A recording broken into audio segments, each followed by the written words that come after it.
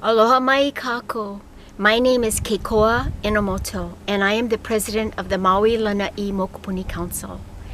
I am introducing today a video where Robin Puanani Danner is explaining 20 amendments to the 1920 Hawaiian Homes Commission Act Federal Trust. These amendments will be proposed before the 2020 Hawaii State Legislature. Mahalo for your interest in these amendments. They are going to improve the legacy of our Prince Jonah Kuhio Kalanaʻaneʻole, who in 1920 championed the Hawaiian Homes Commission Act Federal Trust before Congress. Aloha. Good evening. I flew in from Kauai. As she said, I was born on Kauai. I'm a homesteader there. I'm also on the ag wait list. I have my residential lot. I have 4 beautiful children, 3 grandchildren, an awesome husband, and as Keikoa said, I'm the elected chairman of the SHA. I'm also my day job, this is the SHA, my day job, I'm the CEO of the Homestead Community Development Corporation, a 501c3 dedicated to homesteads statewide. So as Keikoa said, yes, about 20 years ago I founded the Council for Native Hawaiian Advancement for all Hawaiian organizations to unify, and then 10 years ago we founded the Homestead Community Development Corporation under the SHA in order to have a vehicle to focus entirely on affordable housing and economic development. I'm from Kauai. I was raised in Niumalu. That's where my mother is from.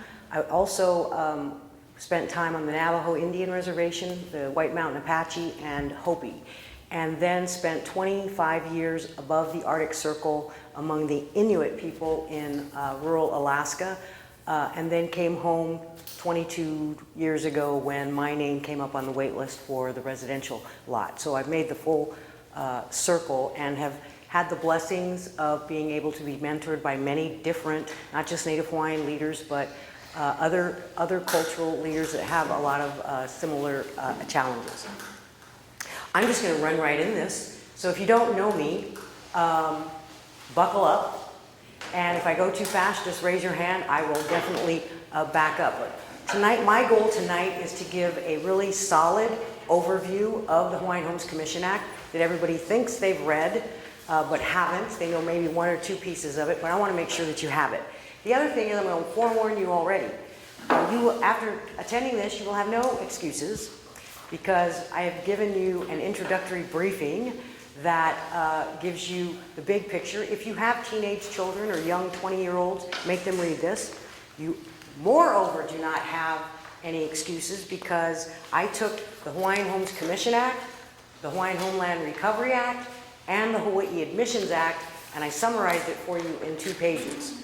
So by section, there should be no excuse that I didn't have time to read those acts. You cannot know your rights under the Hawaiian Homes Commission Act unless you know these 3 laws. The last page of this also discusses the President Obama's federal regulations, which we're going to talk about too. And then finally, you have this little piece of paper, one little piece of paper that summarizes the ways that land can be disposed of out of your land trust. These are the sections, and these are the purposes of how land can be disposed of. That's important, especially if you're on the wait list, because there are a lot of other folks that are getting out your land while you wait on the wait list. And as long as you don't mind, I guess that could continue to happen. But I think we should mind. Now, I want to interrupt myself. Here you go. I feel like I want you guys to move closer. Because can you guys hear me well enough back here? Yes, leave them alone. All right, leave them alone. Leave them alone, right? All right. We're comfortable. Harley is looking at her movie over there. She doesn't want. All right. Okay, so you ready to rock and roll? Here we go. First of all, let me make sure. This is the SHA. 10 years ago, the SHA formed the Association of Hawaiians for Homestead Lands, because we recognize that many of us on the land have homestead associations. But waitlisters have had no way to organize yourselves and to be part of a homestead association around the state. So every island we've set up a leader, several leaders for the homestead, for the wait list. So there's one on my island, Anti-Liberta, there's one on Oahu, they have 3 leaders, and so on and so on. The governing council of the Shaw we are elected. Myself from Kauai, and then was elected the Shaw chairman. Sybil Lopez is from Molokai, spends a lot of time here on Maui. She's the vice chairman. Richard Sue is the Oahu councilman. Ron Kodani is the Hawaii councilman, and Antikekoa is your Maui representative. We serve 4-year terms. You should know that the Shaw formed a nonprofit called the Homestead Community Development Corporation, or Homestead Housing Authority. It's our 501c3. It is autonomous. It has its own board, separate from the Shaw. The Shaw does convening, advocacy, and self-governance.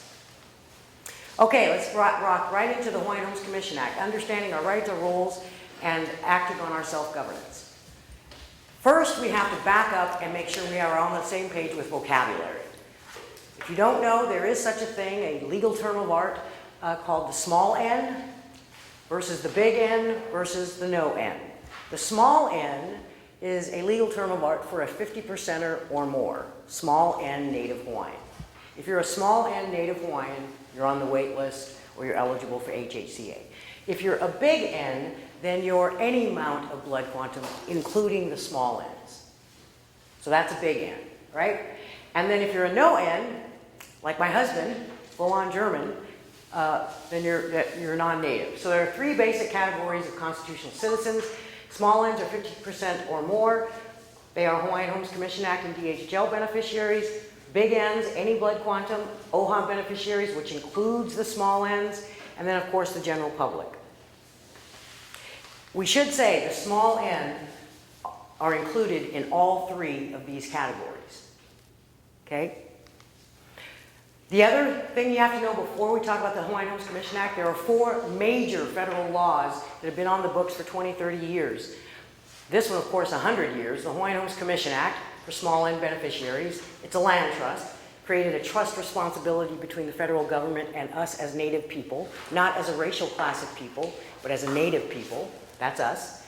NAHASDA, Native American Housing Assistance and Self-Determination Act. The first time there were federal monies sent to the homesteads for small N's, small N beneficiaries, for housing.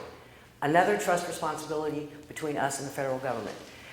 In 1987, Senator HIICA and Senator Inouye enacted the Native Hawaiian Education Act, following the successful American Indian Education Act for big N's, for all Hawaiians, including small N's. It's an education federal program, also under the trust responsibility, and it includes small n's. This brings in between 20 and 30 million a year toward educational functions, comes to the colleges, comes to Native Hawaiian organizations, non-Native organizations that are delivering Native education services to Hawaiian kids. The other big one is the Native Hawaiian Healthcare Improvement Act for big N beneficiaries, including small n's. And this federal law has been on the books over 20 years, and it brings in between 15 to 18 million roughly a year toward the Native Hawaiian healthcare systems, and you have one here on Maui. These aren't the only ones, but these are the big ones. We are in other federal laws, for example, Administration for Native Americans, substantially underserved trust areas, community development financial institution, and so on. So we have a federal relationship with the federal government. So on the Hawaiian Homes Commission Act, let's get to his punchline. First, it is a brilliant law. It's federal policy, it's federal law, and then it became state law. It's brilliant, but it's very poorly implemented. I don't think there's anybody much in this state that would jump up and down and say, isn't it being administered awesomely? It is not. And so it's okay to say so. Nobody should get their feelings hurt. You can't fix something if you keep denying that there's something to be fixed. There are no excuses. It's been poorly done. The feds are to blame. The state is to blame, including DHHL, including the legislature, including the executive branch and governors, and we are to blame as beneficiaries. No one's coming to save us. We need to be part of the solution and part of engagement with the state and the feds to make this law work for our kids. It can be fixed, but we all have to do better. I always wondered, why is it done so poorly? Well, One of the major reasons is, at least for us, speaking for us as the Shaw chairman, not too many of us actually reads the entire law. We're either too busy, etc., which is why I created the little intro that you have. No excuses. So I'm going to walk you through the entire law in context. First, to have context, we have to zoom back out of Hawaii and look at the large colonizer, the United States. We are not alone. American Indians, culturally from the 48 contiguous states, they had first contact with Columbus and the Pilgrims. Right? They are many different peoples, languages, and cultures, and they had the first restricted land allotment similar to the Hawaiian Homes Commission Act, primarily in 1887 and 1906. Then, in the 49th state, Alaska Natives were indigenous to what was to become the United States. They had second contact with a guy by the name of Titus or Vitus Bering, a Russian explorer. They had second contact. They too are many different peoples, languages, and cultures, and they have a restricted land allotment program established by the federal government similarly and at the same time as Indian country. We are roughly 50 years behind Alaska Natives. Native Hawaiians, we are in the 50th state. We had third contact. We were blessed to be the last to be exposed to contact. 1778, of course, by a guy by the name of James Cook. But we are one people, one language, and one culture. If they can get it together amongst very many different cultures and peoples and strategize and put forward solutions, we certainly can too. We have a native land allotment, a land trust that was based on the 1887 and the 1906 federal laws that were enacted for American Indians and Alaska Natives. That's what Kuhio looked at when he was there, and if you lay those acts on top of each other, they're almost identical. Housing, ranching, farming, mercantile. So the 4 Hawaiian Homes Commission Act related federal laws plus 2 rules that we need to know about is Kuhio enacts the Hawaiian Homes Commission Act. That act basically says issue my people land, issue them capital for their farming and ranching and their housing and their businesses, issue them water for those uses. That's essentially what the act says. Then in 1959, 40 some years later, the first governor of Hawaii, Governor Quinn, this is a federal law. When Hawaii became a state, Quinn entered into a compact with the Congress. Congress basically said, hey, you want to be a new state? You have to take care of this little Hawaiian Homes Commission Act responsibility for us, because we're all the way here in Washington, D.C. So that was Quinn. 1995, Senator Akaka enacts the Hawaiian Homeland Recovery Act based on the discovery that between 1959 and 1988, thousands of acres of land was taken out of our trust by the federal government.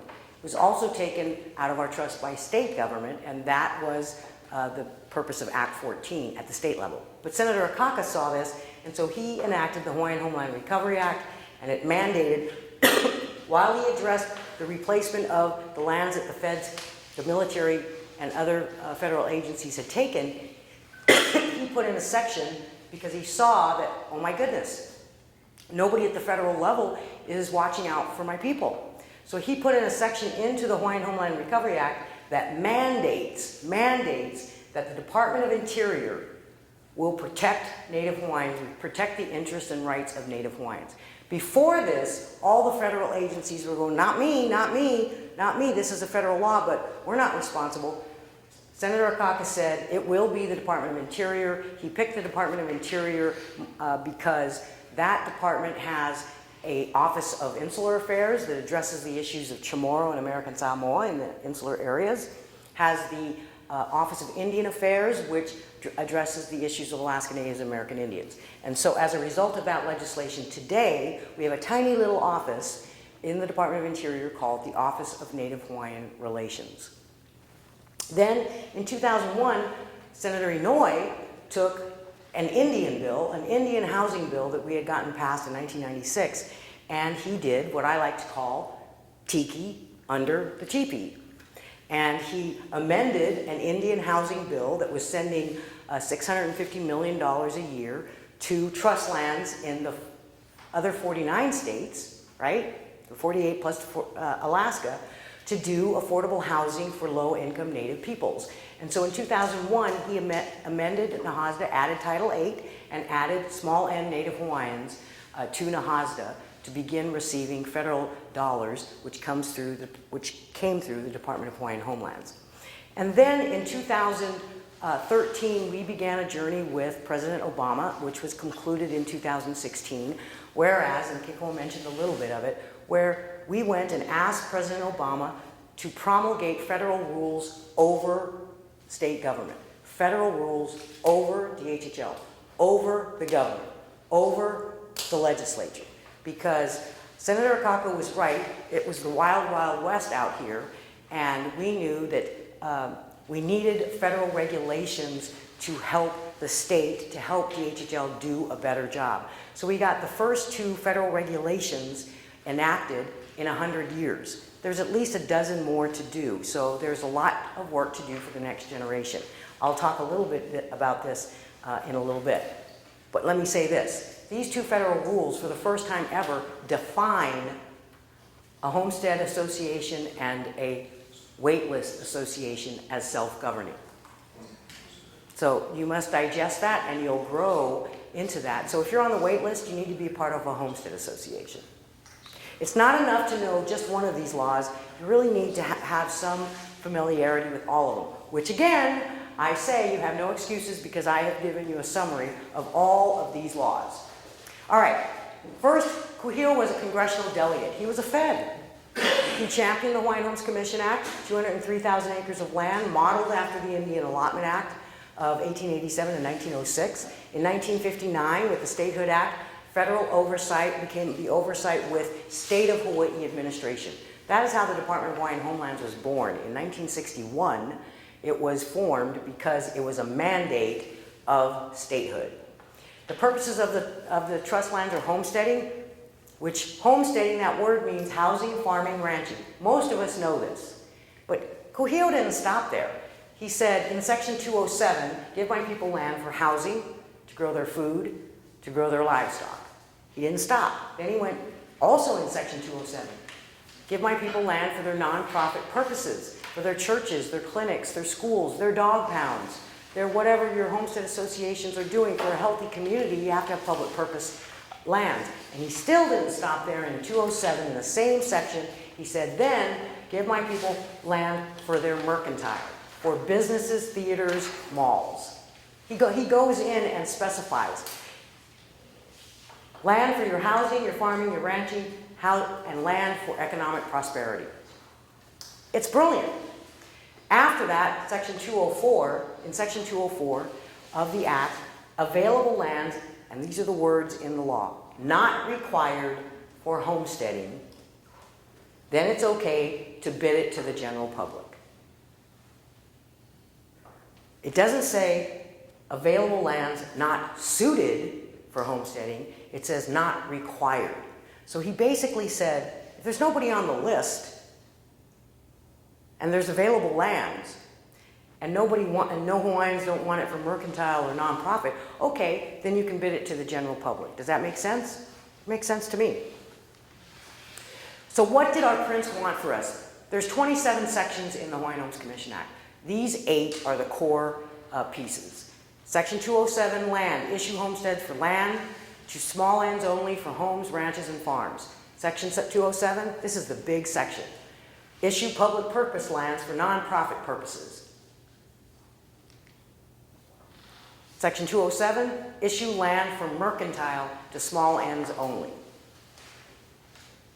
Issue land. He didn't stop. He then went to section 213. He said, okay, I want trust funds. You have 9 trust fund accounts that are established by the Hawaiian Homes Commission Act for various purposes, plus there are state, federal grants that flow into those trust fund accounts. Today, the balances of those trust fund accounts are right around $100 million. We don't have a regular reporting system by DHHL. That is something that we need to advocate for so that you, as beneficiaries, this is your trust, know every year how much money do you have in your trust accounts. This is separate from state funding. These are your trust dollars that DHHL spends. And so we need to know what those funds are.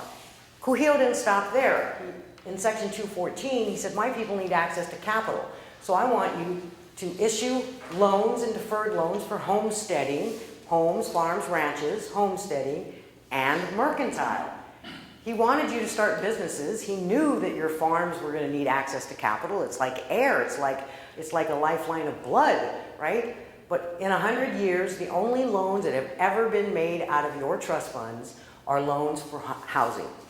No loans for farming. I don't know how you farm without access to capital. No loans for ranching. I don't know how you ranch without access to capital. And no loans for mercantile. In fact, there are no lands issued for mercantile. If there are, maybe it's one or two. He still didn't stop. Land, capital, capital. Then he said in section 219, technical resources. Provide my people with no-cost technical assistance to beneficiaries in maximizing their land. What would be a technical resource? Surveyors? Archaeologists? Appraisers? There's all kinds of technical resources. He intended you, not DHHL, not the land manager. He intended you, the beneficiaries, to have access to these technical resources for you to access and utilize your land and have the capital to be able to do it. It's almost no fail. But these are not made available openly to beneficiaries. These technical resources are deployed by the department under its purposes. It's a paradigm shift that we need to change. The department thinks this land trust is for it, rather than for you. If we are gone, there is no land trust. And still he didn't stop there. Then he went to section 221 and said, water. You will provide my people access to water and enforce their superior water rights. It actually says in the Hawaiian Homes Commission Act that as of the date of passage, 1920, amended in 1921, if there are water licenses issued to somebody and Hawaiian Homes, you, our Hawaiian Homes, need access to that water, this federal law says that those water licenses can be revoked. Yet, it's Native Hawaiians that are always chasing water. We're always chasing the water truck, right? But it's because, there are many becauses, but one of them we have to take ownership of is because we're not aware of what our rights are. And so we don't speak of them, right? But the more we teach the next generation, I think the better it'll get. And then, after these 7, section 8, or number 8, section 204 on land, may issue land to non-beneficiaries if not required for homesteading. Yet, DHHL, for 60 years that it has managed our land trust, has over and over and over issued our land to non-beneficiaries while tens of thousands sit on the wait list. This is not a new battle. Sonny Kaniho in 1974, Big Island, right, was arrested because they kept giving our land to Parker Ranch when he's sitting on the wait list for pastoral. Maui, you fought your own recent battle here where 5,000 acres of your land was issued to a non-beneficiary for farming and ranching while you all sit on the farming and ranching wait list. This is not a new battle, but we need more and more people to understand that 204, in my opinion, is being completely misused and abused and not at all what Prince Kuhio had in mind. That's what he had in mind. So it's not complicated. I say this because this is my 8th chairman. This is my 8th DHHL director. That's a lot. And almost every single one of them says, oh, Robin, it's too complicated. I'm here to tell you it ain't complicated. That is just a sneaky way of saying you're too dumb to understand your own law. And it's just not true. It's not complicated. Our prince put an amazing law in the books for us. He said, give my people land for homes. Give them land for farming. Give them land for ranching. Give my people land for their churches to pray, their schools, their clinics, their nonprofit purposes. And then he didn't stop. He said, give my people land for mercantile and business. Be prosperous. Be industrious, right? Didn't stop there. Give my people access to capital. Give them access to free technical resources. And give them access to water. That is the whole package. It's a failure right now because it doesn't give all of these things as he intended together, right? It's piecemealed here and there. And then One of the other reasons it's a failure is we have a state agency that continues to give our land out to the public when it is required for homesteading. In fact, there is more land issued under Section 204 than there is issued for homesteading. More land has been issued out of your land trust to the general public than for homesteading. So, who created the land trust? Congress created this land trust. Who owns it? Who did Congress create it for? For us. We own it. The federal government has a trust relationship with us, all of their departments, not just Department of Interior, all of them. And then in 1959, under the Statehood Act, it extended out to the territory and then the Hawaii state government to be the administrator, not to replace the feds, but to become the administrator, not the owner of the land trust. So you'll never hear me refer to our land as DHHL land. It is not DHHL land. It's Hawaiian Homes. It's our land. DHHL is the manager, is the administrator. So that's how that happened through the Statehood Act. Then Senator HIICA in 1995 said, holy smokes, we need some federal oversight over these guys. And he created the Office of Native Hawaiian Relations and created a federal level office for us to have access to the federal government. Doesn't mean the feds are doing an awesome job. It means he set up a doorway for us to make sure they do a good job. Then President Obama said, we need federal regulations for the Hawaiian Homes Commission Act over these guys. It's very common when a big federal law is passed, big federal law, the very next thing that happens is federal regulations. The regulations on how that law is going to be implemented. So that it doesn't matter who the governor is, who the director is, the law is implemented the same. But because we have not had federal regulations in 100 years, every time a new governor comes in, every time a new director comes in, they change the policies. And their policies swing like this. And we go nuts, right? We get spun around. Regulations, if we get them all done, will ensure that the Hawaiian Homes Commission Act is like this. No matter who the governor is, no matter who the director is, we know how the act is going to be implemented.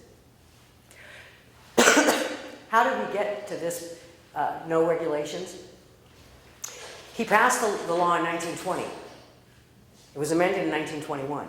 The next step would have been federal regulations. He died in 1922. So our champion was gone. And so everybody went to sleep and nobody thought to do federal regulations. It took us 87 years to wake up, beneficiaries to wake up to say, why is this so horrible? Why is it so painful? Why is there so much suffering? And that's when we realized in 2011 at the Shaw, oh my goodness, no one ever did federal regulations. And so we set off to do that and got them done in 2016. I wanted to give you a look at other natives compared to us. It's always helpful to see context.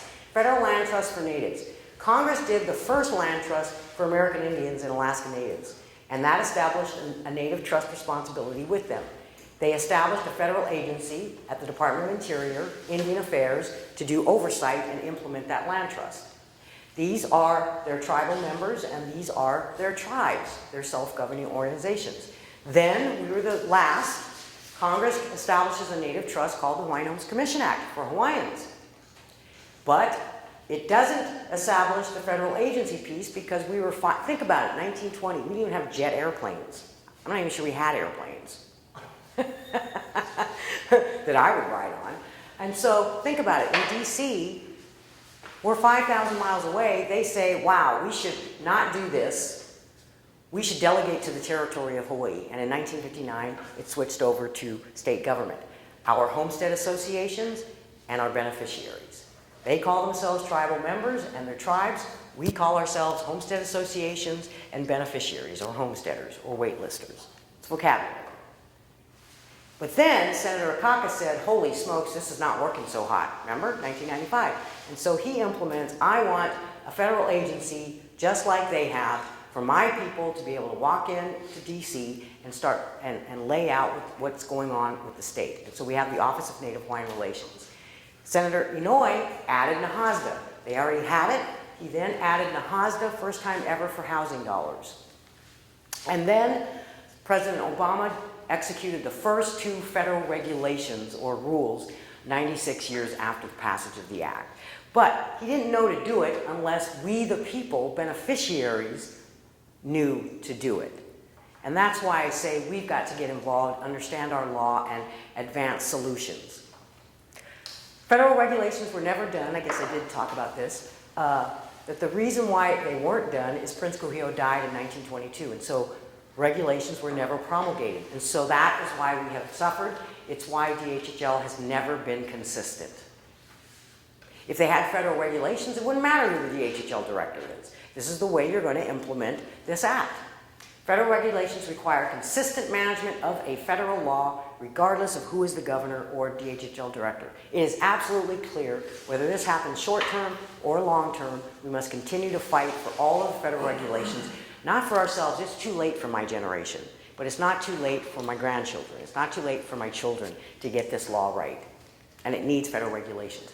This is the photo that Keikoa talks about, where we had a convening of national community organizers that got to meet with the president, and there were 13 of us. This is Valerie Jarrett, and Celia Munoz is on the other side, and only 3 of us were allowed to ask a question. So we had a meeting 2 days before this meeting and said, hey, there's 13 of you, only 3 of you can ask a question, and you've got to send your questions to Valerie Jarrett, to make sure, don't ask for anything too high, but don't ask for anything too low, right? It's stressful. So in this secondary meeting, I just said to everybody else, okay, I came 5,000 miles, I'm Native Hawaiian, I'm going to be one of the 3, fight amongst yourselves on the other 2.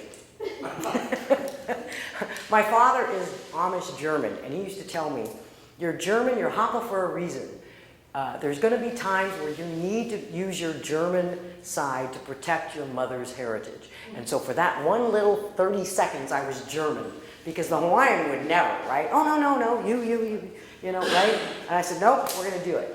And so Keikoa is right. When we were walking up to the West Wing, it was, what do you say to the man, right?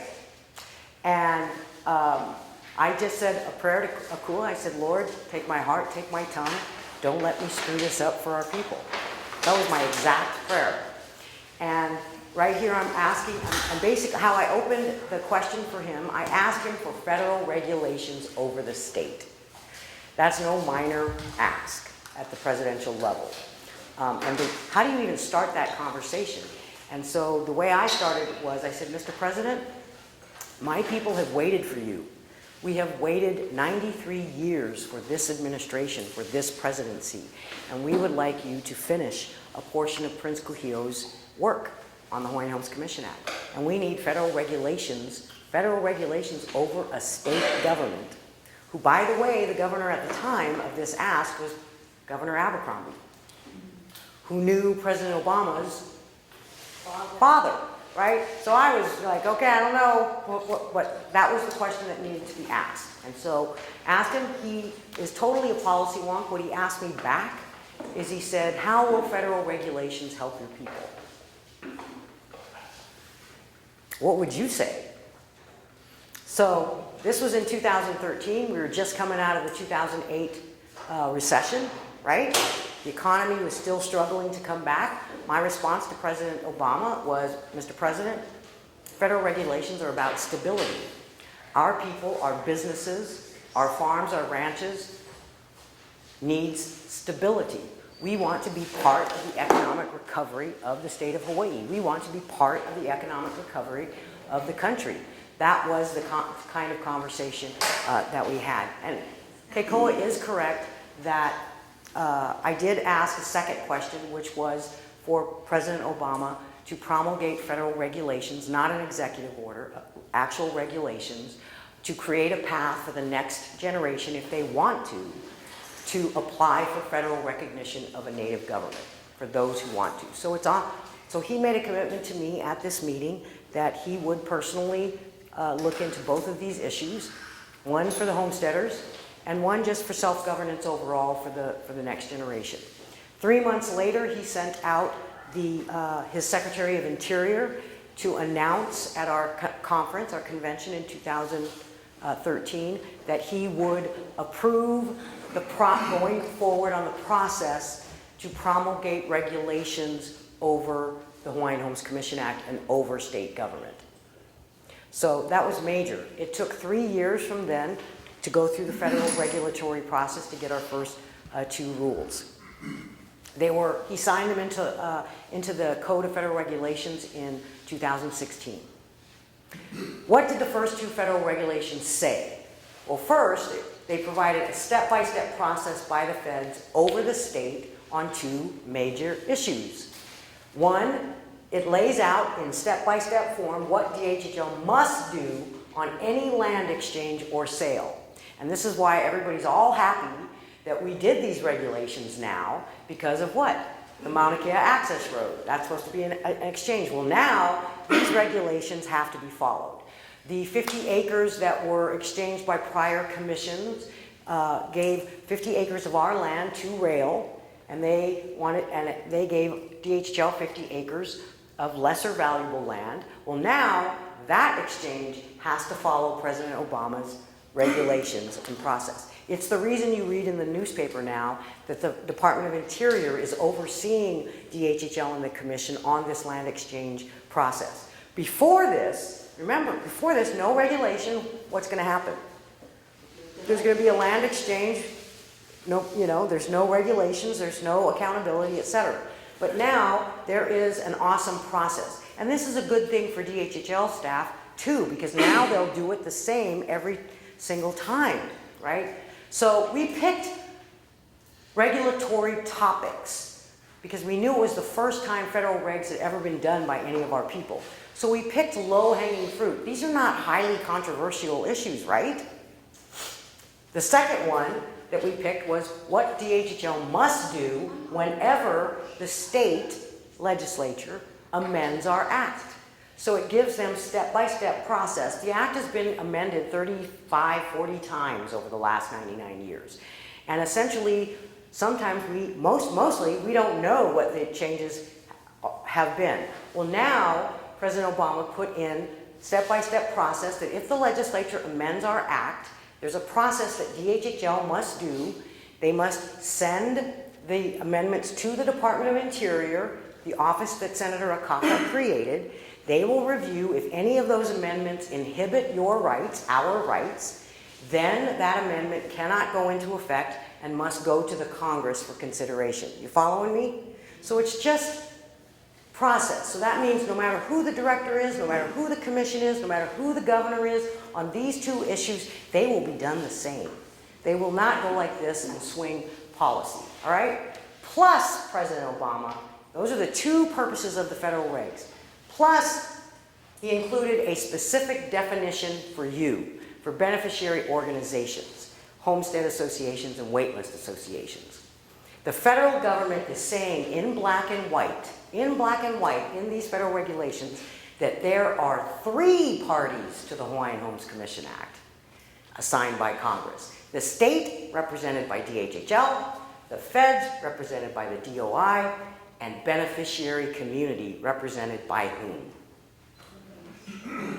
Individually, or you can come together and have a created organization, homestead associations. But these regs are powerful in the definition of a beneficiary organization and the clarification that we are not under DHHL, we are beside DHHL in the commission. Here's what the definition is in the Code of Federal Regulations enacted by President Obama. A beneficiary, small n, controlled organization that represents and serves the interests of its homestead community has as a stated primary purpose the representation of, you have members, and provision of services to its homestead community, and has filed with the Secretary of Interior, a cabinet member of the President, a statement signed by the governing body, all of your board members, of the governing procedures, you attach your constitution or your bylaws, and a description of the territory you represent, you serve. That is the definition. That is not a civic club. That's not a nonprofit. Sorry, Auntie Keikoa, that's not a hula halau. That is a self-governing organization. Doesn't mean good governance. It means self-governance, though. And so we've got to get going on that. My comment to you is we are self-governing organizations. He made that very clear, which Kuhio always intended. Join one, strengthen one. Now's the time to do that. This is how we have generally acted as beneficiaries over the last 100 years. The feds and the state had this kind of relationship. Mostly the state ignored the feds. The feds mostly said, we're not responsible for them until Senator HIICA said, oh yes you are. And we felt like we were under DHHL. The next generation of homesteaders and homestead associations, this is really what has always been, but we acted this way. But now those federal regulations make clear that we have our own kuleana. The state and the commission, DHHL, the legislature, they have a kuleana. But we need to be at the table. I know that right now, we have some leaders that don't want us at the table. They still think we should be under the boot, and they know best. That's a paternalistic approach. But this is what is going to free your children and our grandchildren. This is self-empowerment. And so now, at least for the Shaw, we have a relationship both with the state, legislature, DHHL, the commission, and we communicate with them what our mana'o is, whether they agree with it or not. And we've traveled to DC 4 times a year to advance the policy priorities of 41 different homestead areas that give input to the Shaw. Okay? That is the Hawaiian Homes Commission Act. Okay? Land to live, farm, ranch. Land to pray and serve. Land for business, water, and capital. That's what's in your law. And nobody here has an excuse now because I have given you a summary of this law. It's brilliant. It's poorly administered. That's not personal to anyone. It's poorly administered by the state, by the executive, by the legislative branch. It is poorly overseen by the feds. It's not going to get any better unless we help the feds. It's not going to get any better unless we help DHHL. And it is poorly advocated by us. We will do better. We just will. One of the things, though, that we have to do in advocacy is we have to tell the feds, we have to tell DHHL what we think. We are the best knowledgeable people. HIICA has been on homesteads longer than almost any commissioner on there. I've been on homestead almost longer than most DHHL employees. This is my 8th director, and I will be here when there's a 9th director, when this director is gone. It's not personal. Our job is to help them do a better job. Sometimes they take it negatively, and that's a bummer, right? To be defensive about an act does not help. The feds are doing much better about it. The beneficiaries have to be the focal point. Push the state administration of our land trust his way. Push the feds to have better oversight of our land trust his way, what he intended. And push ourselves to take up our kuleana on what he intended. Ain't nobody coming to save us. It's not our commission's job to save us. It's our job to push on the commission our decades of knowledge on how this land trust can work. Quick things to report. In August 2019, the Shaw leaders have an annual summit every year. All the leaders from across the state come together. These are like anti-keikoas all over the state, right? They're totally into it, right? They live and breathe the Hawaiian Homes Commission Act. They know it well. Well, we elected for our next 4 years our new chairman and our vice chairman and our governing council. We adopted updates to the Shaw Constitution. We will be filing with the Secretary of Interior this year. And we did something brave. The Shaw for 32 years only allowed homestead associations to vote in our organization. This year we amended our Constitution to allow individual small end beneficiaries to have voting rights. That will go into effect in 2023. Our members directed the Shaw to request a 10-year ROE for the Kia'i up there. Might get turned down, but we have a kuleana to not assume that it's going to be turned down. As beneficiaries, that is our land. We should make a request. Where Auntie Kanani is our point from Waimea, is our point on that. She's going to work with the Kia'i. If we do it, it'll be in coordination with them. If we don't, then it'll be because of coordination with them. And our Shaw membership directed this governing council to pursue additional federal regulations at the federal level or technical amendments at the state level that accomplish the same thing. Do you understand what I'm saying? Okay, so that's what we're going to talk about. So this is a one-pager. These are the technical amendments that were deliberated. Thousands of hours of homestead leaders have thought about what federal regulations or technical amendments at the state level to the Hawaiian Homes Commission Act would we recommend to the legislature. Thank you, Commissioner. I really want to thank Commissioner because he was one of a few commissioners who wanted to hear about technical amendments that, that beneficiaries are putting forward. The first one is Section 202. We want to make a technical amendment to the Hawaiian Homes Commission Act that changes the makeup of the commission. The commission is 9 people. We want the majority, 5 or more of 9, to be small end beneficiaries. Okay? 5 of 9. And if I remember the dialogue of folks that championed this, the best, what we've noticed over 20, 30 years is that the best commissioners, there has been no perfect commissioner, but the better commissioners that we've seen, especially chairmen, have been small and Native Hawaiians. They haven't been big ends. And we deduce that that's because a small end beneficiary has to come back to the homesteads. Right? I don't know, but I think it's a good thing. What's wrong with having a majority of the commissioners be beneficiaries, like your Maui commissioner, like my Kauai commissioner, like Oahu's commissioner, Commissioner Patty Taruya, etc. Section 202, amend the Commission Act to change the way that the DHHL director and chairman of the commission is selected. Split those two things. Can I have a copy of one so I can read it? I just gave my copy to the commissioner. Here's a copy right there. So this basically says we want to amend the act to use the judiciary process. Oh, this one.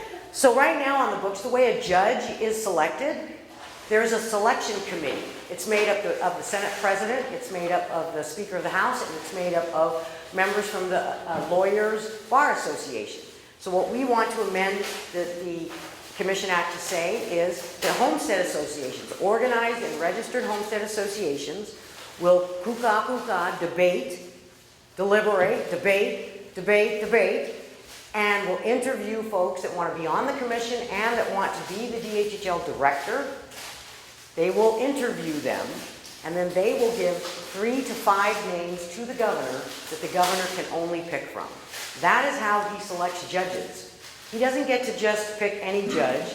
The Bar Association members, lawyers, debate and bring up names for judges, and the governor must pick from that. So it's a very successful process, and so that's what we're suggesting. The third one is to put in Section 202 that the commission has autonomous legal counsel. Right now, the only legal counsel any of us as beneficiaries or the commission can use is the Attorney General. Whose interest does the Attorney General represent? The state. So we are up against Goliath. And so we need the Hawaiian Homes Commission and beneficiaries to have access with our own trust resources, the ability to hire our own legal counsel. OHA is exempt from the law that they can have their own legal counsel. UH is exempt. There are several agencies. So this is really a one-line little bill. Number 4, we want to require the state of Hawaii to create an interagency council. What this is about is we're reminding the legislature and state government, hey, 1959, the compact was not with some agency that didn't even exist, the Department of Hawaiian Homelands. The compact to administer our land trust was with the entirety of the state government. And so DHHL isn't the only state agency that is responsible for what's in the Statehood Act. We want an interagency council, Department of Ag, Department of Education, Hawaii Tourism Authority. All state agencies are responsible for the successful implementation of the Act. DHHL simply cannot be all to all people. And so that's what that's about. You can tell there was a lot of work put into this. Number 5, Section 202, to mandate the agency, not the commission, the agency, Department of Hawaiian Homelands, that they must produce a quarterly report to beneficiaries, to the commission, and to the legislature. And that report shall report the number of leases that were issued in the previous 3 months to non-beneficiaries and to beneficiaries. How many foreclosures? Certain data points that we have listed in the Act. We believe that annual reports are too late. By the time we get an annual report, the damage has been done. That the commission needs quarterly reports on what the department is doing. And I believe personally that if we had quarterly reports where they had to disclose quarterly, that close, to the commission, by the way, you guys, we had you approve 15 non-beneficiary land dispositions and 0 Native Hawaiian dispositions. I think that performance would change, right? But we need quarterly reporting. Simple. Section 204. This is probably the biggest one that DHHL, I don't know about the commission, but DHHL, I anticipate, will have a hissy fit. Because essentially what we're saying in 204 is we are laying out what we believe Prince Kohio intended, which is not to issue land under 204 unless there are available lands that are not required for homesteading. And so we're defining the words not required means if there's a wait list. If there is a single Native Hawaiian on the wait list, you may not use Section 204 to give our land to non-beneficiaries. Section 204, we want to clarify expiring public leases to do this same thing. There are properties that have been leased out to non-beneficiaries in Hilo, etc. for 65 years. Those leases are coming up. And guess what DHHL is doing? Not at the direction of the commission. DHHL is preparing to bring forward to the commission to simply renew those leases to the same non-beneficiaries. And we're saying, ole, that once those leases expire, they come back into the trust, and now you have to follow not required. You have to issue those lands to Native Hawaiians for mercantile or public purpose. Prince Kohio wrote a brilliant law. It's just being circumvented. This land trust was not established for not a Canadian company. It was not established for a non-beneficiary farmer. It was established for you.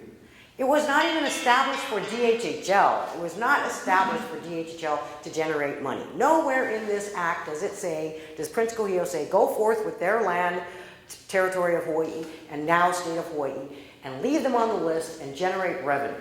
It doesn't say that. It wants you to generate revenue. The land is supposed to go to you to generate revenue.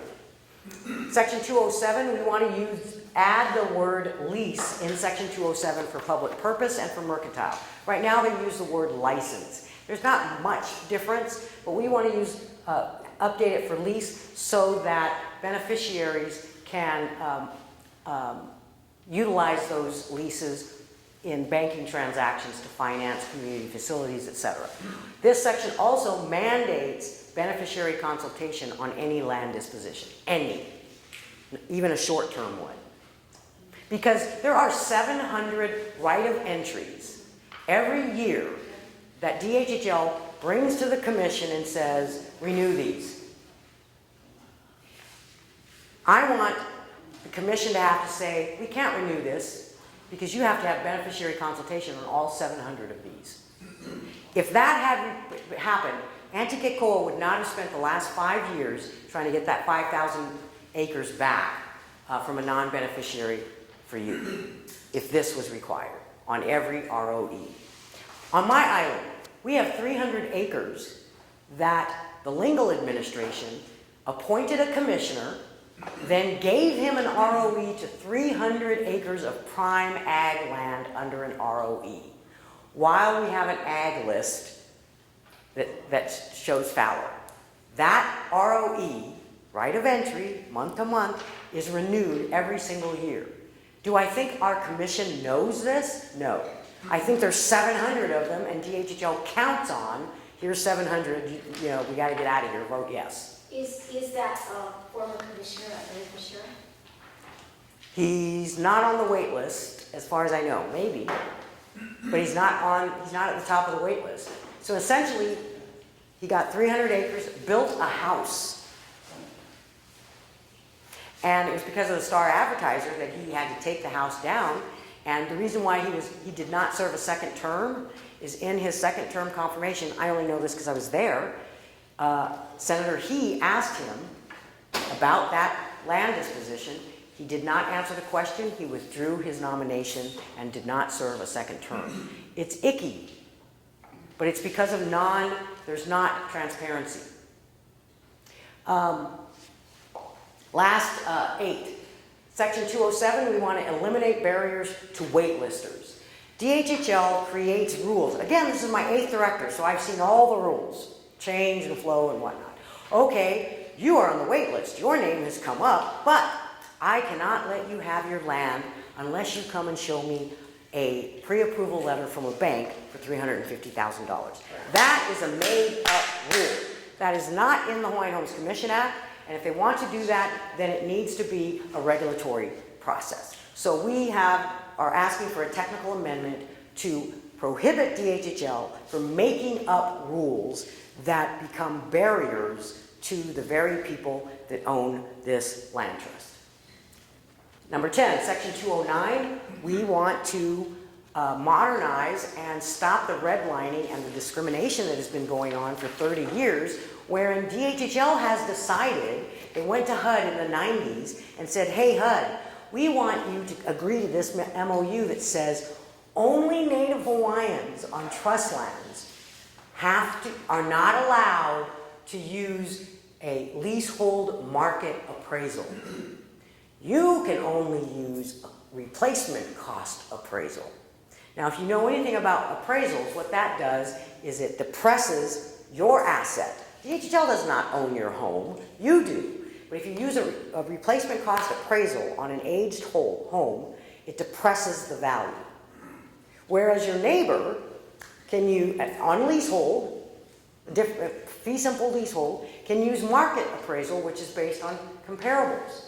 And so what it does to you, to us, is it limits the amount of equity that we can access to send our kids to college, in essence, we end up paying more federal income tax because everybody else in the world uses their home equity to do what? To buy their cars, to go to college, and then they get to deduct that interest off their federal tax return. Meanwhile, we are depressed, not able to do that, and so what do we end up doing? Paying more federal income tax. So it was a silly idea that someone who did not have any expertise in lending thought that because DHHL guarantees our loans, that means if I borrow $1, they have to have $1 to back me up. This silly person does not understand that you don't have to have $1 to back up my loan. You have my house. So at least 4 of the last 8 directors that I've talked to say the same thing because they just keep passing on the same bad information, right? Which is, oh no, we have to limit their ability to borrow. It's unconstitutional for one thing. So we're working with the federal government, but I don't want to do that. I don't want to sue. So let's just make an amendment, a technical amendment to the bill that says you cannot redline Native Hawaiians. Now, Section 210, 216, foreclosure prevention protections. We are the only citizens in this state that do not enjoy standard mitigations in the industry against foreclosure. I'm a banker. I have spent, because of the crisis levels that it's at, the Shaw and HCDC opened a foreclosure prevention program just a month ago. We have 12 beneficiary clients. I was explaining to Keikoa earlier today that, again, we have folks at a good agency that this is not their area of expertise. There are 2 reasons why loans go delinquent. A family that has bad habits, they go to Vegas, they buy Gucci all the time, goes delinquent. The other, and the majority, is a family where there's a bad event. Someone died, income loss, a divorce, a medical majority happens. Those are in the lending industry commonly mitigated. But under DHHL, they treat all delinquencies as a bad habit, as bad character. And so their process right now is to go from loan delinquency, pay up, you have 12 months to pay up, 2 years to pay up, and then they go to eviction. Whereas everywhere else, event happens, it's not pay up, it's okay, let's do a loan modification, or let's do a loan a forbearance. If you're in the military, lenders say, as long as you're active duty, we will not foreclose. Your family can pay interest only as long as you're in active duty, and then we will work it out when you get there. That is not what's being offered for Native Hawaiians today. And so we want to simply put in good practices for DHHL to have better guidance on foreclosure prevention protections.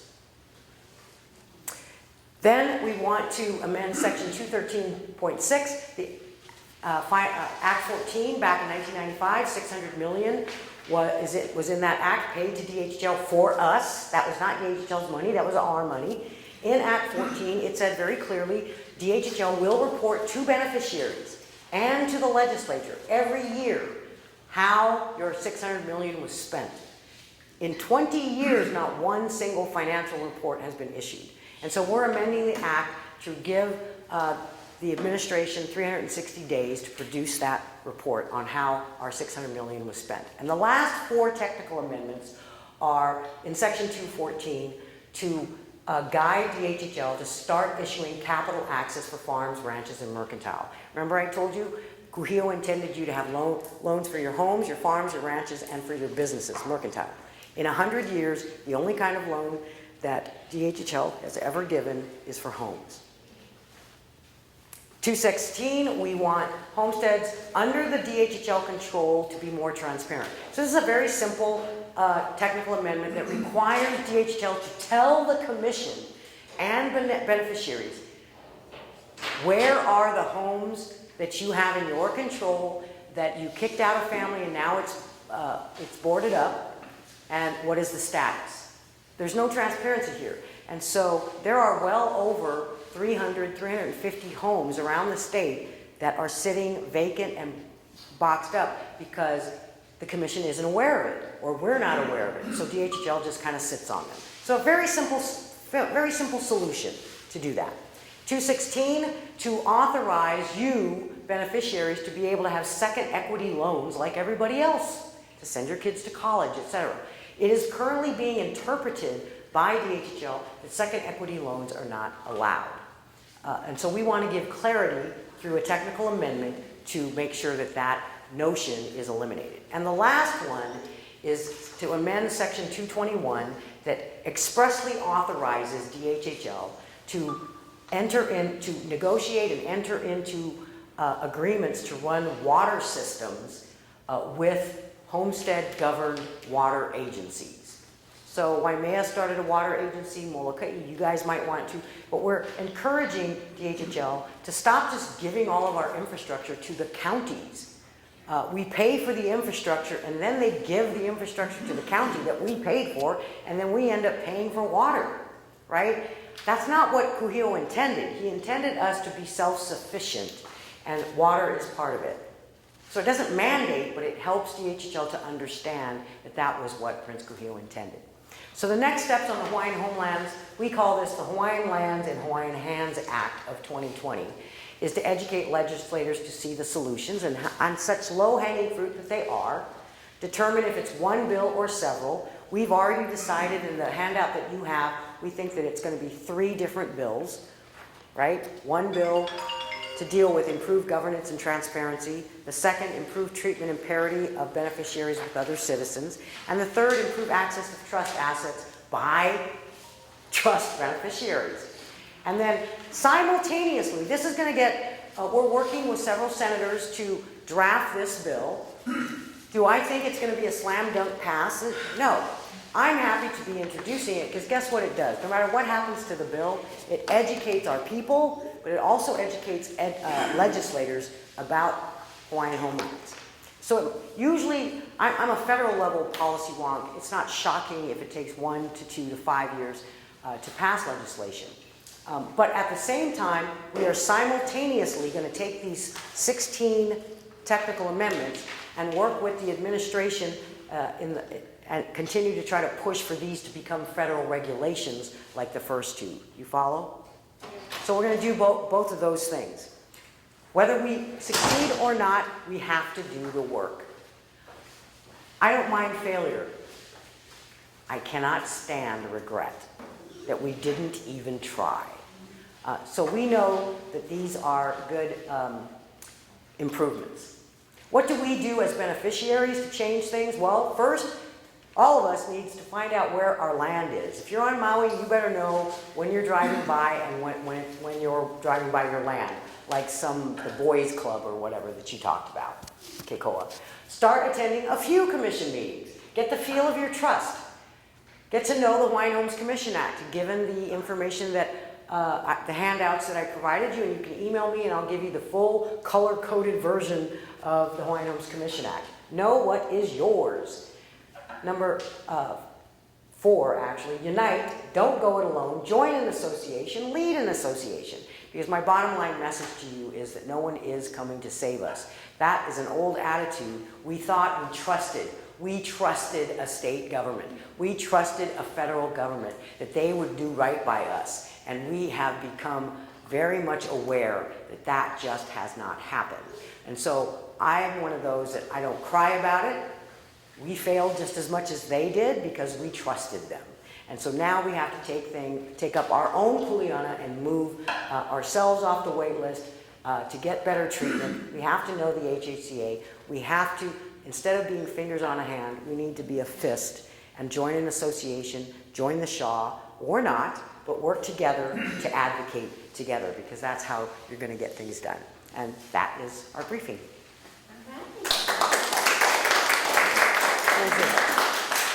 So I don't know if there were any questions. So I think the biggest thing, though, is that we're being proactive. We're taking 16 technical amendments. They're small, right? They're small.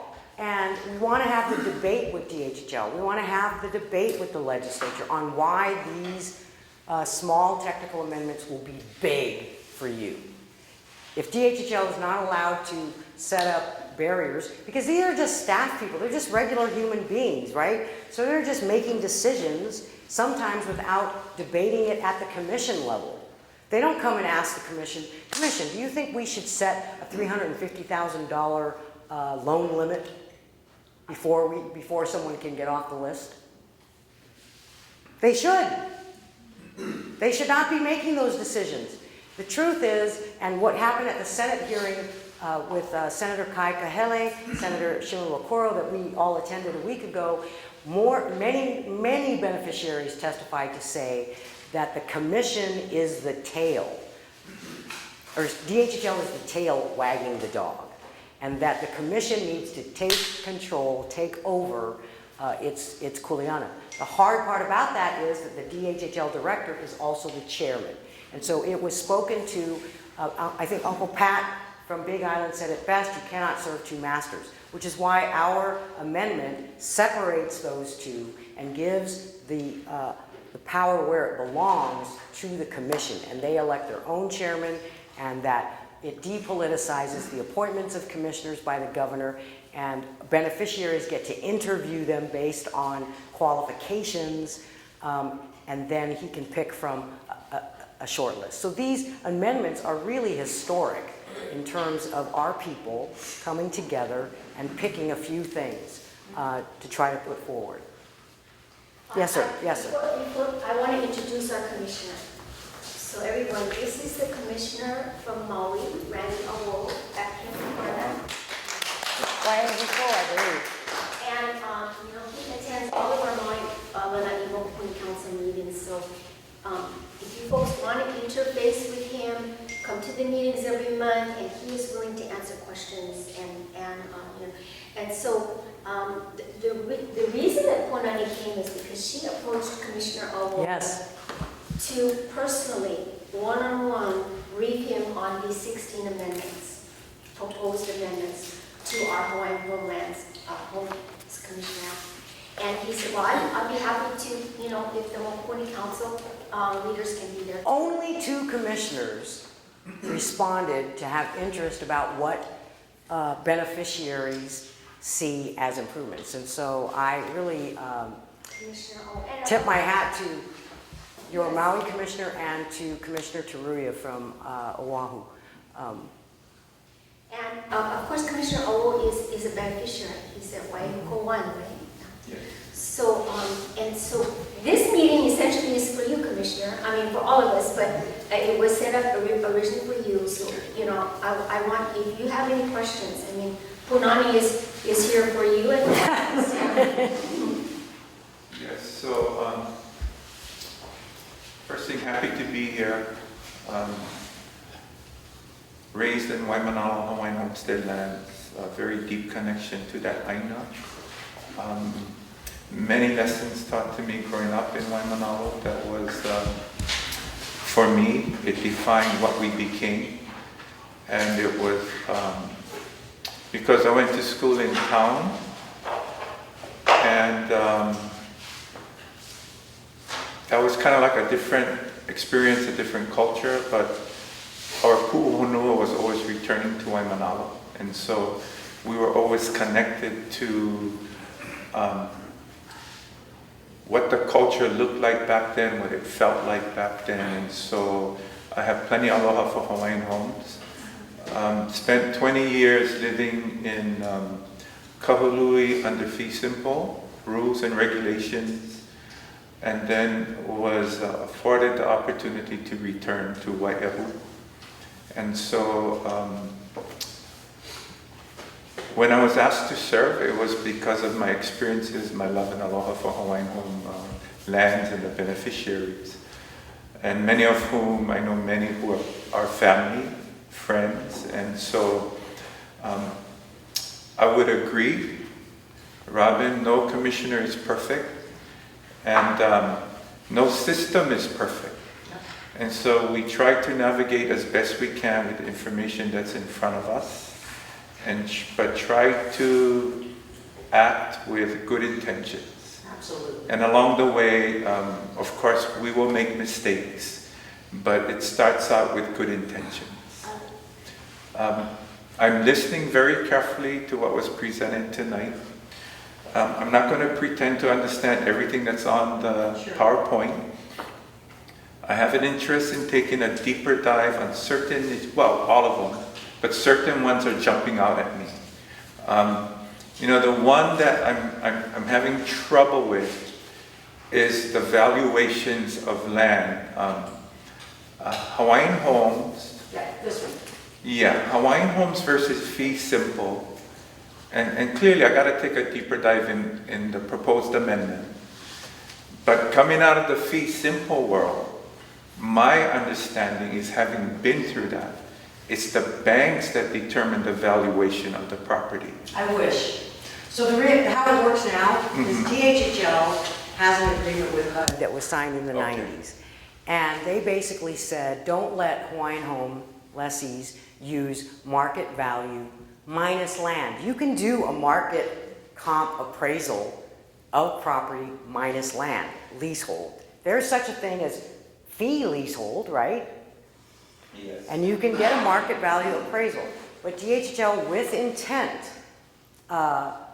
pursued an agreement with HUD in the 90s. That was just when mortgages were starting to come online, and said, we don't want to let them borrow the maximum of their value. So they forced a replacement cost approach only.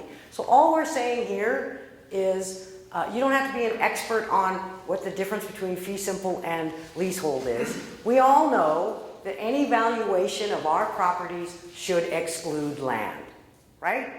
Yeah. We just want our asset, which is the vertical, to be valued the way any other citizen's value is done based on market. So I did call HUD, and I'll have a supporting documentation to make sure how did this happen.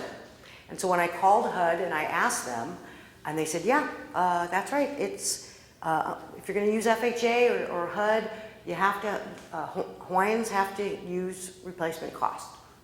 And I said, is that a problem for you? And she said, I go, well, let me ask it to you this way. Does HUD allow, are there any other American citizens in the country, including Indian country, that are subject to this condition? And the phone was silent.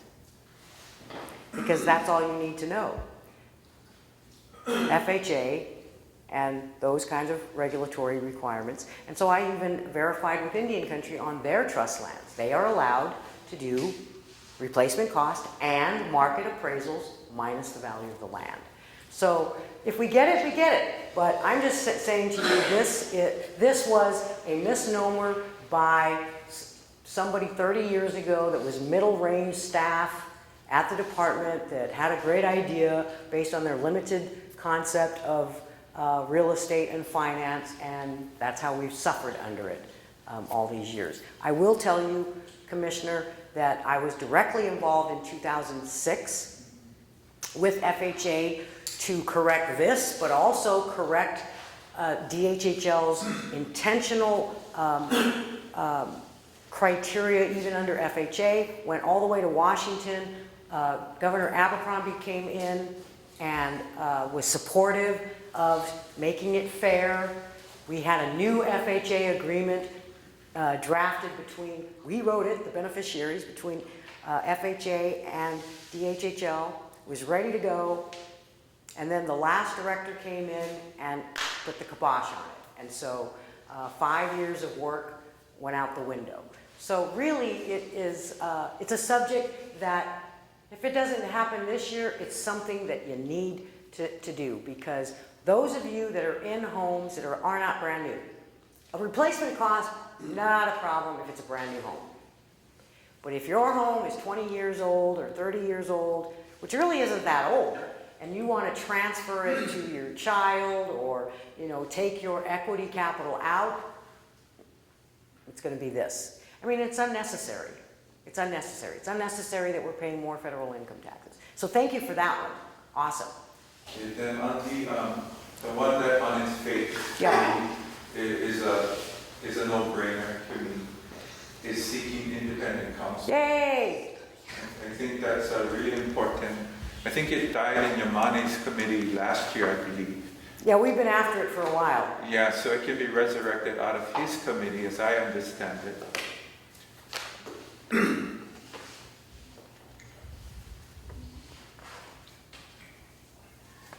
Yep. So those, you're okay with that one? Yeah, I'm good with that, and I think it's really important because I would agree. Yep. The AG is there to represent the state. It becomes a conflict of interest when they're also representing the commission. Yep. Because we have a separate and unique mandate that should pull us away from that conflict. Yep. So I agree with that. Thank you. One thing I'll add on this part here, we're going to have language that also adds in that the commission will make supportive services of legal representation of beneficiaries available from our trust funds, not from general funds from the state. And Commissioner, that is because we are seeing, I just went to court, sat in court a week ago, where the Deputy Attorney General, Goliath, is taking on a beneficiary family, a nurse, right, in circuit court, fighting for her rights. And once again, just like the commission is not properly represented against the Attorney General's views of the commission, your poor individual beneficiaries are getting clobbered by the Attorney General's office against them. Fortunately, Commissioner, last week, that little nurse beneficiary won. And the judge basically said to the Deputy Attorney General, no, I agree with the beneficiary. So the window for the appeal was still in play, is that how it occurred? Well, the DHHL had referred it to circuit court, which the Attorney General essentially argued that the commission, not kidding you, he argued in court that evict her because the commission no longer has any jurisdiction over this. And the judge said, I disagree with you. And that this lease cancellation, the judge asked him, are you saying that you do not recognize the jurisdiction of this court? What are we doing here then? You know, so I just think there's a lot of, our people are, it's not right. And I just think that, and what we're going to do here is we want some of our trust funds to be dedicated to the legal representation of beneficiaries to challenge what is being done to them. That, sure, DHHL might think that that is right, but it turned out they were wrong, you know. So I just wanted to make sure that you knew that we were going to do that to try to help our beneficiaries in addition to our commission. And so I'm not opposed to leveraging and seeking out any opportunity to ensure that our beneficiaries have maximum opportunities to remain in their home. Thank you. Some of, without naming specific cases, some of what's been very difficult for me and others as a commission is when a beneficiary will come to us years after a decision is rendered, still in the home, because the process can take very, very long before they get the writ to be evicted. And sometimes it can be 8-10 years later. And so when they come to us, especially if it's, you live here in Maui, you know, they'll come to your home and we'll start the discussion. Only to discover, because I don't have the file, I just got the manao. So we're going to advocate, going to try to help them out. Only to discover that this occurred 8-10 years ago. The window for appeal has long since passed. What's really hard is if that had been brought to me earlier, I mean, I wasn't a commissioner, but if they had brought it to a commissioner earlier, when the window for appeal was still in play, then advocating is much easier. Yeah, I can't disagree with you. The flaw there, though, Commissioner, is not the beneficiary. The flaw there, though, is not the commission. I would ask you to, at the next commission meeting, simply ask DHHL to produce the loan servicing manual of policies and procedures that was approved by the commission in processing loan delinquencies. I say that to you, Commissioner, because the weakness in this whole system is what you just described is a beneficiary that would have to understand politics. I should run to my commissioner. Well, what if they don't know the commissioner? They shouldn't have to do that. There should be a transparent policies and procedure servicing guideline that tells them what the process is. And we do not have it. I have requested that. You don't have it. The commission, does the commission have a copy of the policies and procedures of how to handle the loan servicing process that your beneficiaries have to go through with DHHL? I don't. And that's all I'm asking you to ask for. Then you will find the problem. The problem isn't 8 years ago or you found out the file. The problem is no one else knows the secret handshake except DHHL. That is the problem.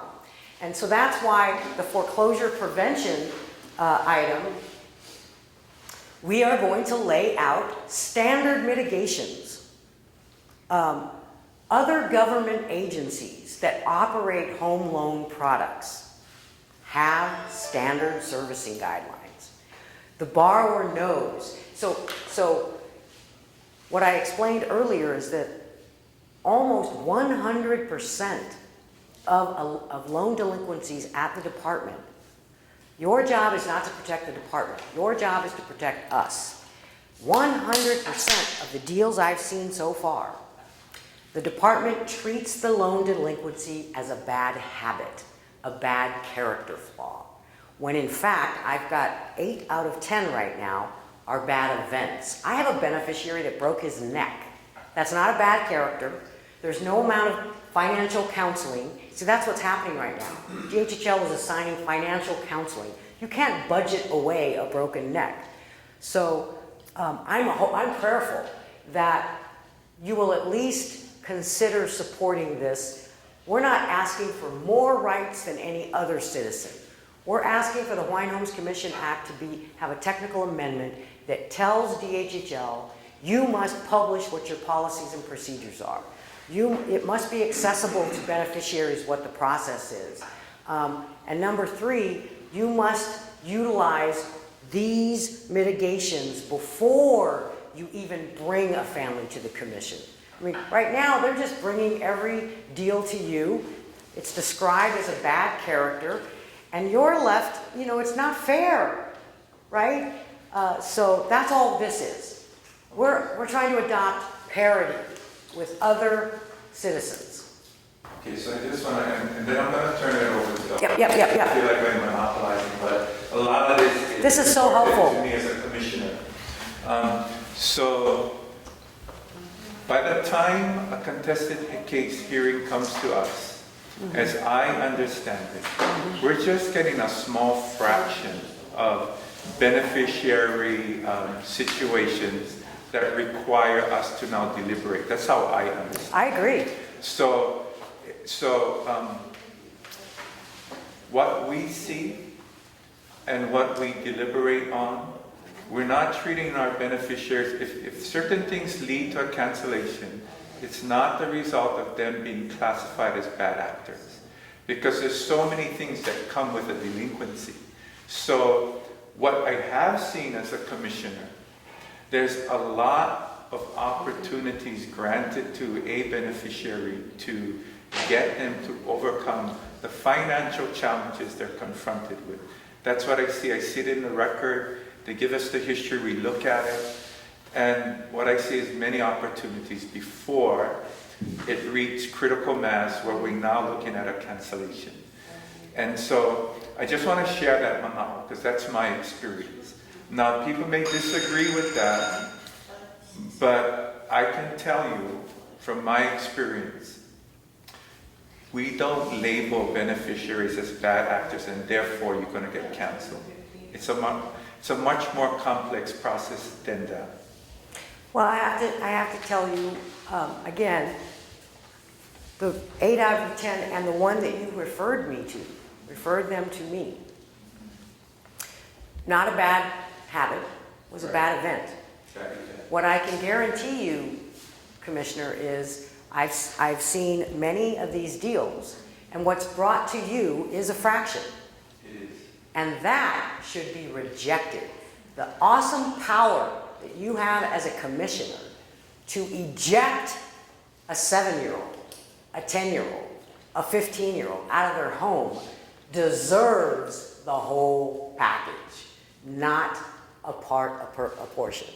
And so what I have to tell you is I have yet to see a deal that was contested case hearing where you were given the opportunity to do a full permanent loan modification, where you were given the opportunity to approve a loan assumption, where you were given an opportunity for the lease to be transferred to a family member instead of a contested case hearing. That's not on you. That's what I'm saying. That is a result of not having policies and procedures. So I don't lay it at the commission at all. I'm saying I agree with you. You are getting a fraction of the whole story. Yet DHHL is asking you to pass judgment on a life-changing that is going to cause generational trauma. When a family and a 10-year-old is evicted, potentially homeless, now you've started a domino of generational trauma.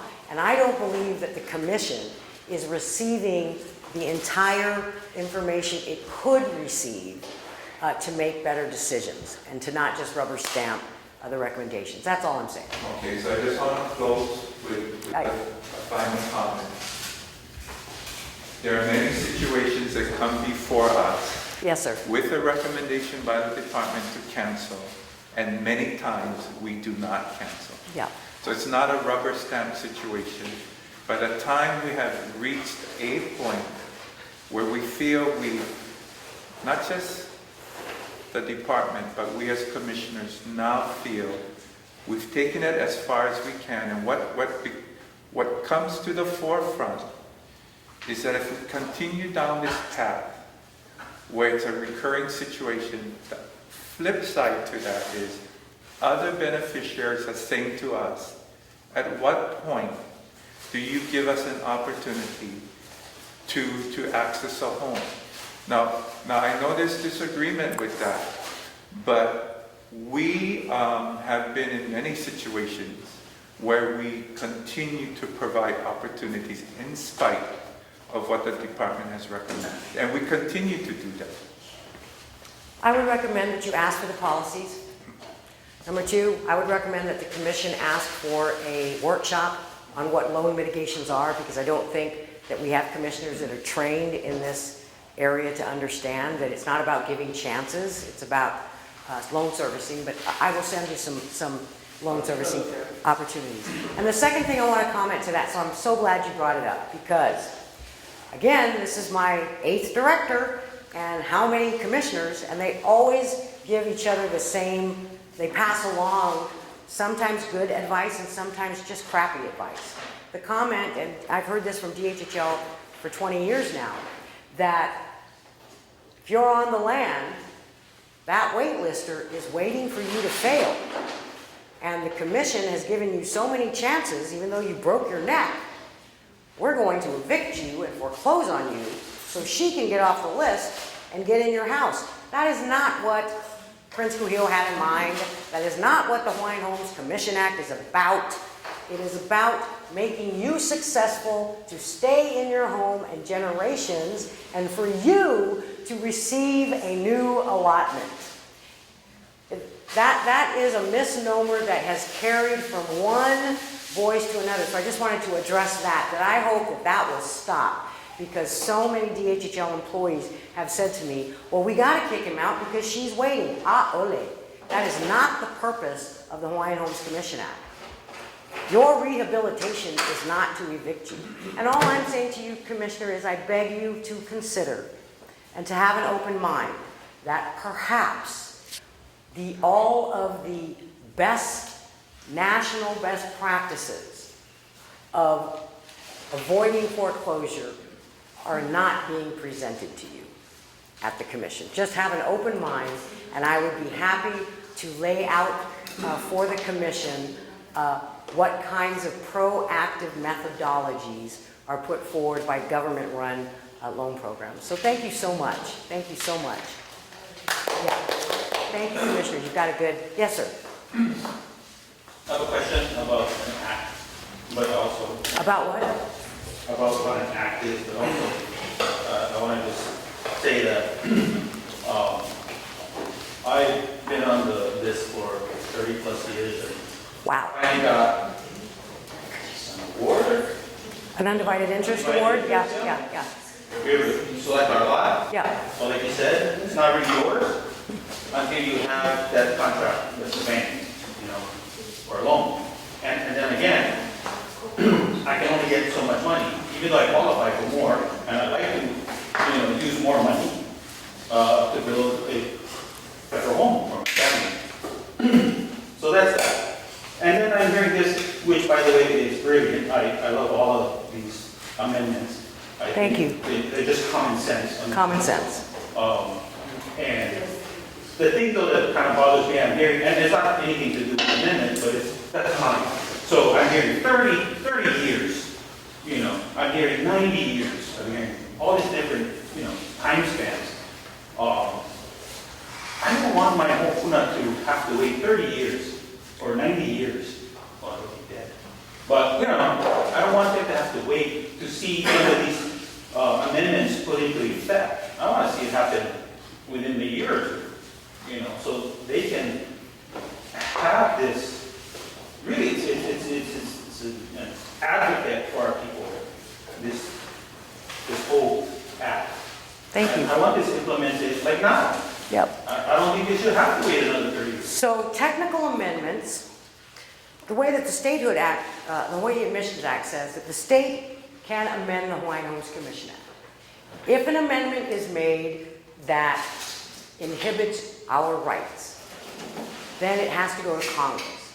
But if it's a technical amendment, then it would not have to be reviewed by Congress. So if any one of these technical amendments is enacted in the 2020 legislature, it would go into effect in July, subject to DOI review. But if you want it to happen in a year or two, then you can't just depend on one of us. You've got to get your homestead involved, and you need to take these technical amendments, and Keikoa will go with you, and I'll go with you to talk to your Maui senators and reps and say, you want this. You all need to go there and say, we want this, and this one, and this one is our top priority. That's how it's going to happen. I mean, I'm going to talk to Kauai. So Daniel Holt, Representative Holt, Hawaiian, he's the chair of the Hawaiian caucus in the House, all in. Representative Eli, a homesteader from West Oahu, has said that she will co-sponsor. Representative Sylvia Luke, the WAM chairman.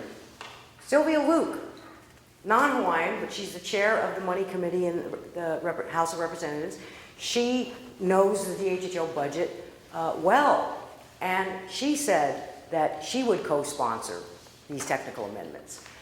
We just had a Senate hearing with the Senate Committee on Hawaiian Affairs, and Senator Maile Shimabukuro, the chair of that committee, said that she is very interested in several of these technical amendments. So there's an interest there that I was even surprised, right?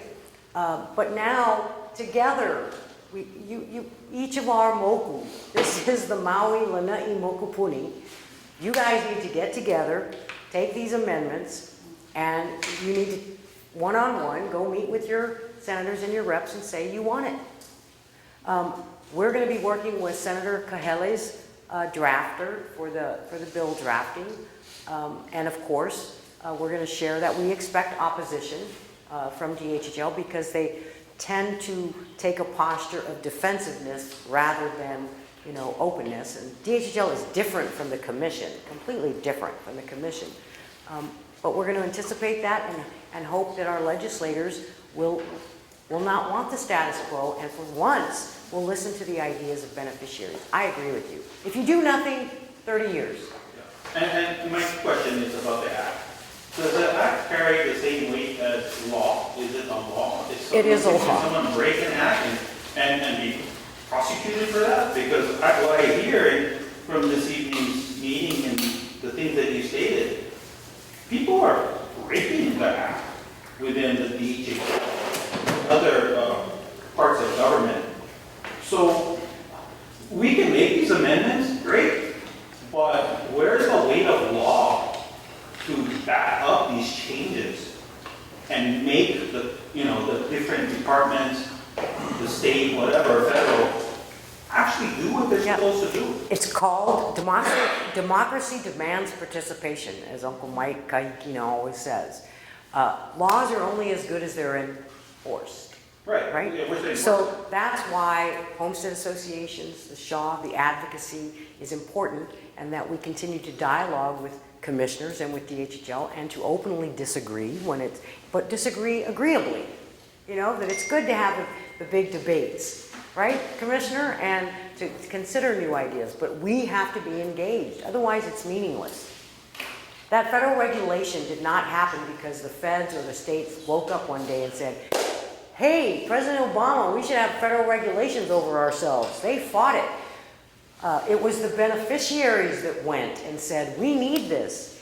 And 2 governors and 2 attorney generals opposed those regulations that that the Shah put forward. Governor Abercrombie and Governor Ige, and the 2 attorneys generals under those. But the federal regulations were adopted anyway because they were the right thing to do. They opposed them for political reasons. The Obama administration adopted them for good policy reasons.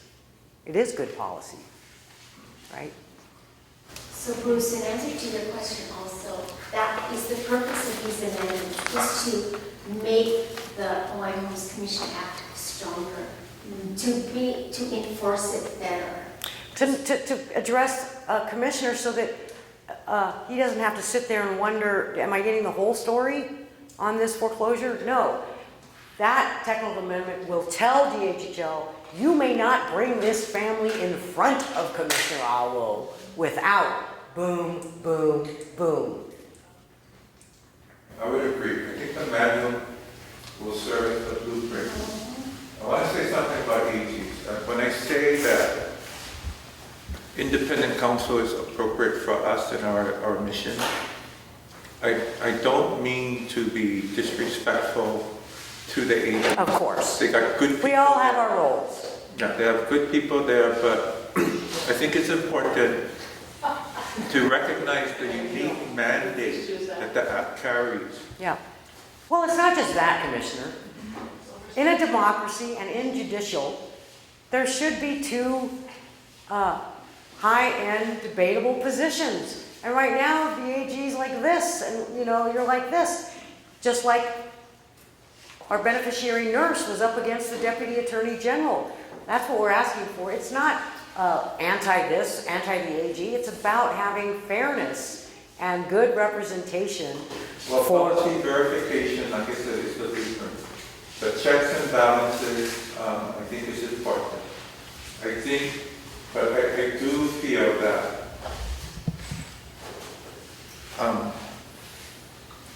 Hawaiian Homes, the commission and the beneficiaries are unique.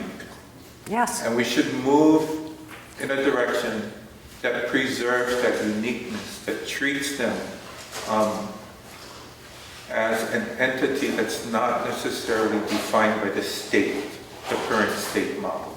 So that's what I'm trying to say. And any opportunity that gets us closer to that, I support. So what I take from that is that you support then President Obama's federal regulations. You referring to the government, because I came in a little late when we were talking about that. Are you referring to the government? No, I'm referring to the definition of Hawaiian Homestead Association and Waitlist Association as defined by the federal government. I know that DHHL does not care for it, but I'm glad to hear that a member of the commission does. But anyway, thank you so much. If there's no other questions. I want to express my mahalo to Robin Puanani Danner on behalf of Pa'upena Community Development Corporation, for which I serve as chairwoman of the board. Aloha, ahuiho.